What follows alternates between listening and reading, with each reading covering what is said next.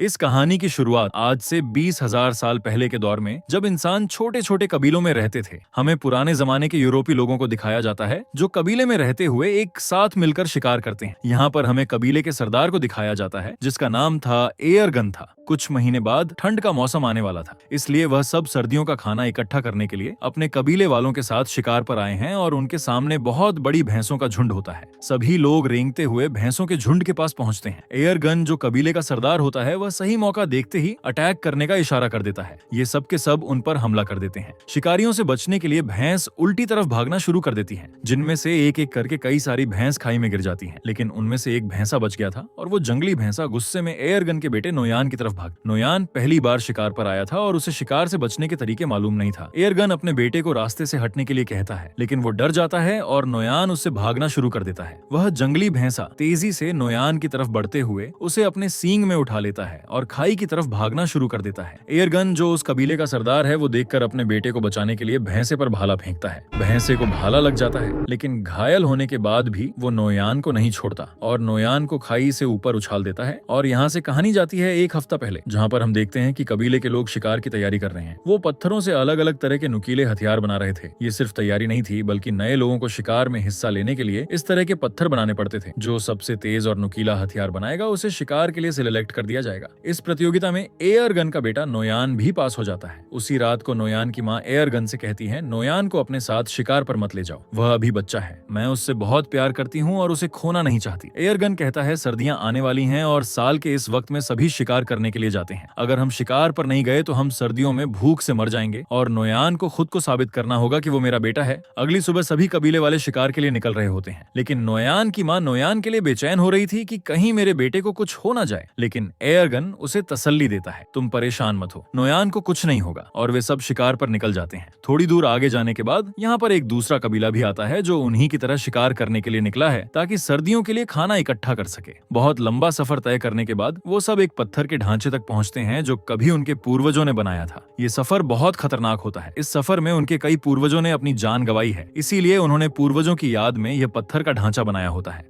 आगे चलने के बाद उन्हें एक जंगली सुअर दिखता है जिसे वह भाले से घायल कर देते हैं। एयरगन अपने बेटे नोयान से कहता है कि तुम इसे मारोगे, लेकिन नोयान ने पहले कभी शिकार नहीं किया था। वो इसे देखकर घबरा जाता है और नोयान उसकी जान नहीं लेता। इसीलिए एयरगन उसके हाथ से पत्थर का खंजर छीनकर जंगली सुअर को मार देता है। और उसके बाद एयरगन अपने बेटे से कहता है, तुम इतने कायर निकलोगे, ऐसा मैंने कभी नहीं सोचा था। यहाँ सिर्फ ताकतवर जिंदा रह सकते हैं, यही जंगल का कानून है। रात के अंधेरे में जब ये सब अपने शिकार को खा रहे होते हैं, तभी कुछ अजीब सी आवाजें सुनाई देने लगती हैं, जिसे एयरगन सभी को होशियार रहने को कहता है। तभी वहां अचानक एक शेर आता है और उनमें से एक लड़के को उठाकर ले जाता है। अगली सुबह वो उस लड़के की याद में एक छोटी सी समाधि बनाते हैं और शिकार की तलाश में आगे का सफर तय करते हैं। लेकिन कई मीलों का सफर तय करने के बाद भी उन्हें कोई शिकार नहीं मिलता। पूरा दिन चलने के बाद रात को यह सब एक गुफा में रहने का फैसला करते हैं, जहां एयरगन अपने बेटे नोयान के हाथ में तारों के कुछ टैटू बनाता है और उसे बताता है कि यह तारे तुम्हें रात को आसमान में दिखेंगे और जब तक उनका पीछा करोगे तो वापस अपने घर पहुंच जाओगे।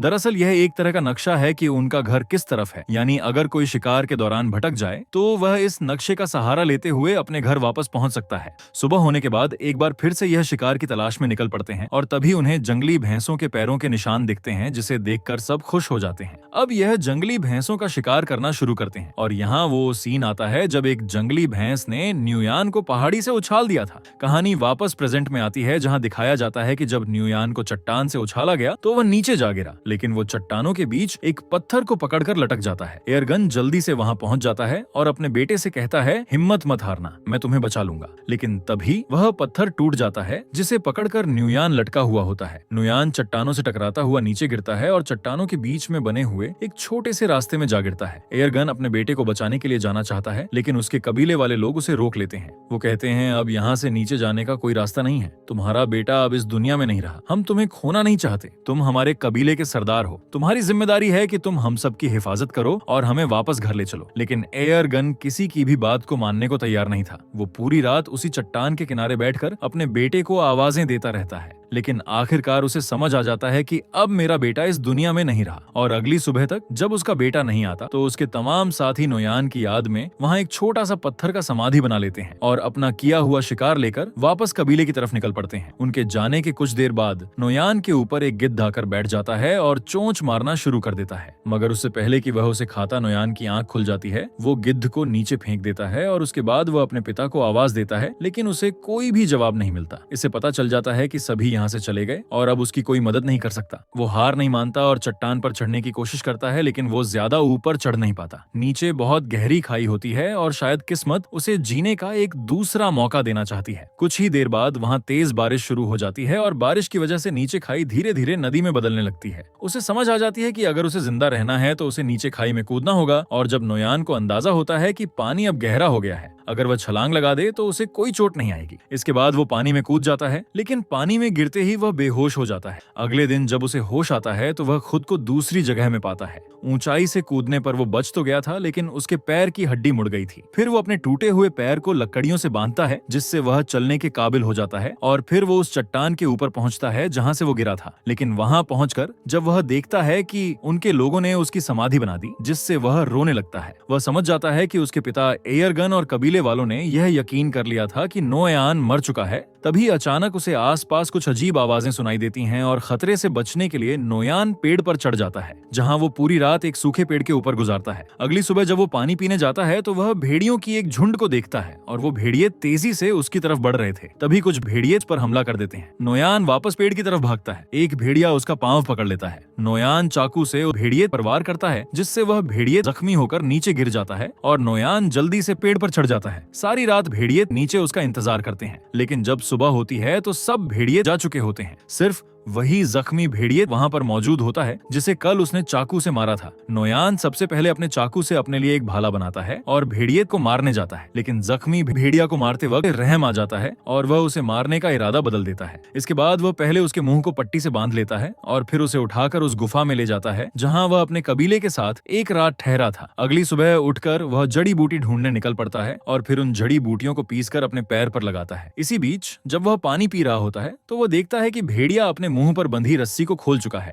यह देखकर पहले तो वह घबरा जाता है, लेकिन फिर नोयान आराम से उसे पानी देने जाता है। भेड़िया उसे अपने पास आता देखकर डर जाता है, लेकिन नोयान कहता है, मैं तुम्हें कुछ नहीं कहूंगा, मैं तुम्हारी जान बचाना चाहता हूँ। जिसके बाद भेड़िए पानी पी लेता है। अब भेड़िया को भी समझ आ जाता है कि मुझे इससे कोई खतरा नहीं है। नोयान ने जो जड़ी बूटी अपने पैर के लिए तैयार की थी वह अब भेड़िया के जख्म पर लगा देता है और उसी वक्त नोयान वह कीड़े भी उसे देता है जो वह खुद खाता है। अब आहिस्ता आहिस्ता उन दोनों के बीच एक रिश्ता बनने लगता है। शाम होने से पहले नोयान एक खरगोश का शिकार कर लेता है, क्योंकि उसने कई घंटों से कुछ भी नहीं खाया था। रात को बड़ी मुश्किल से वह आग जलाकर उस खरगोश को पका लेता है और उसमें से कुछ हिस्सा भेड़िए को भी दे देता है। ये दोनों बुरी तरह से घायल होते हैं, इसीलिए कुछ दिनों तक उसी गुफा में रहते हैं। एक रात नोयान अपने हाथ के टैटूज को देखता है जो उसके पिता एयरगन ने बनाए थे और उन सितारों को आसमान में देखता है। वह कहता है, मुझे घर जाना होगा अपने माँ बाप से मिलने। और नोयान भेड़िए से कहता है कि तुम्हें भी अपने झुंड की तरफ लौटना चाहिए। अगली सुबह वह सफर के लिए तैयार हो जाता है। वह भेड़िए से कहता है, तुम भी अपने घर चले जाओ, उससे पहले कि बर्फ पड़ने लगे, और वह वहाँ से निकल पड़ता है। लेकिन वह देखता है कि भेड़िया जिसका नाम उसने अल्फा रखा है वह उसके पीछे से चलता आ रहा है। काफी दूर जाने के बाद भी वह भेड़िया उसका पीछा करता है। नोयान कई बार अल्फा को भगाने की कोशिश करता है, लेकिन वह पीछा नहीं छोड़ता। असल में भेड़िए को नोयान के साथ लगाव हो चुका था, क्योंकि नोयान ने उसकी जान बचाई। उसी वक्त अल्फा सुअर देखता है। वह उसका शिकार करने की कोशिश करता है, लेकिन कामयाब नहीं होता। नोयान समझ जाता है कि भेड़िया भूखा है। उसे वह खाना दे देता है जो खुद के लिए जमा किया था। ये पहली बार था कि अल्फा ने नोयान के हाथों से खाना खाया। अब ये दोनों दोस्त बन चुके हैं। उसके बाद अल्फा एक खरगोश का शिकार करता है जो यह दोनों मिलकर खाते हैं और रात को एक साथ सो जाते हैं। अगली सुबह अल्फा नोयान का मुंह चाटकर उसे जगाता है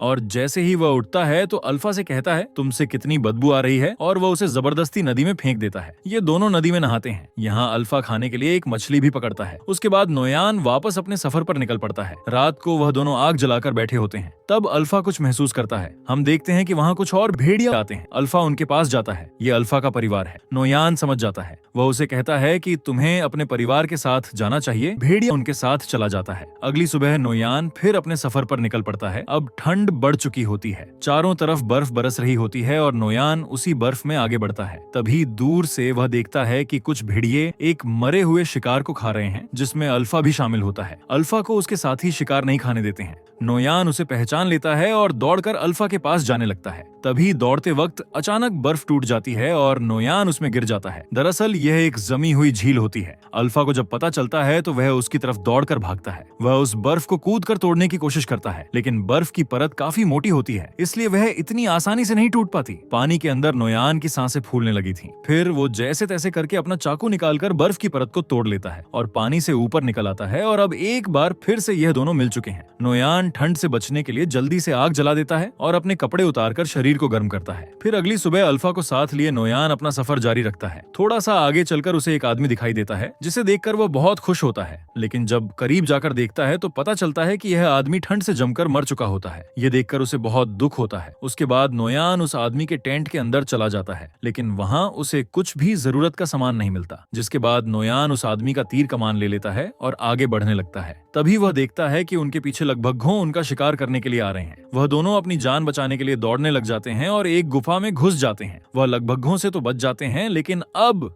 वह उनसे भी खतरनाक जानवर के घर में घुस गए थे। दरअसल यह गुफा एक ब्लैक पैंथर की होती है। तभी ब्लैक पैंथर नोयान पर हमला कर देता है, लेकिन उससे पहले कि वह नोयान तक पहुंचे अल्फा उस पर हमला कर देता है। जब वह दोनों लड़ रहे होते हैं तो इस बीच नोयान अल्फा को कमजोर देखकर ब्लैक पैंथर को तीर मार देता है, जिससे वह मर जाता है। अल्फा बच तो गया था, लेकिन ब्लैक पैंथर से लड़ते लड़ते कई सारी चोटें आई थी। इसके बाद नोयान अल्फा के जख्मों पर मरहम लगाता है और उसकी जान बचाने के लिए उसका शुक्रिया अदा करता है और उसे कभी न छोड़ने का वादा करता है। अगली सुबह एक बार फिर से वो दोनों अपने सफर को जारी रखते हैं। कई मील सफर करने के बाद आखिरकार नोयान को वह समाधि मिल जाती है जो उनके पूर्वजों ने बनाई थी। उसे देखकर वो बहुत खुश हो जाता है और उसे पता चलता है कि वह अब तक सही रास्ते पर चल रहा था। अब वह अपने कबीले से ज्यादा दूर नहीं, जल्द ही वह अपने कबीले के पास पहुंच जाएगा। तो अब फिर से सफर जारी रखता है, लेकिन थोड़ी दूर जाने के बाद अल्फा गिर जाता है। कमजोरी और जख्मों की वजह से वह अब चलने के काबिल नहीं था। नोयान बिना टाइम गवाई अल्फा को अपनी गोद में उठाकर कबीले की तरफ बढ़ने लगता है। बर्फीला तूफान बहुत तेज था और कई हफ्तों से नोयान सफर कर रहा था, इसीलिए अब उसे आगे सफर करने में बहुत मुश्किल पड़ रही। लेकिन वह हिम्मत नहीं हारता और आहिस्ता आहिस्ता कबीले की तरफ बढ़ता है।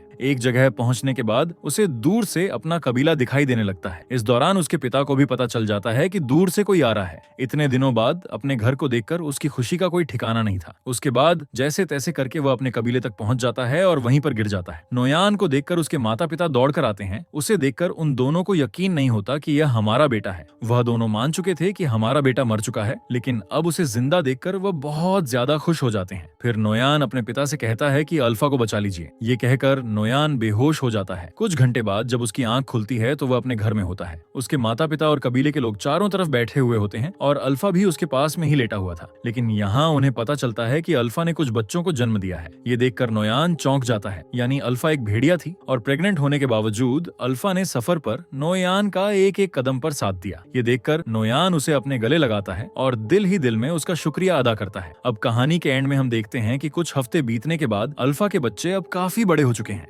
ये एक नए दौर की शुरुआत होती है। यहाँ इंसानों ने जानवरों से भी दोस्ती करना शुरू कर दी है। आखिर में ये दिखाया जाता है कि नोयान कई मुश्किलें झेलने के बाद आखिरकार घर पहुंच गया और अब अल्फा और उसके बच्चे भी उसके साथ थे। इसी के साथ कहानी खत्म हो जाती है।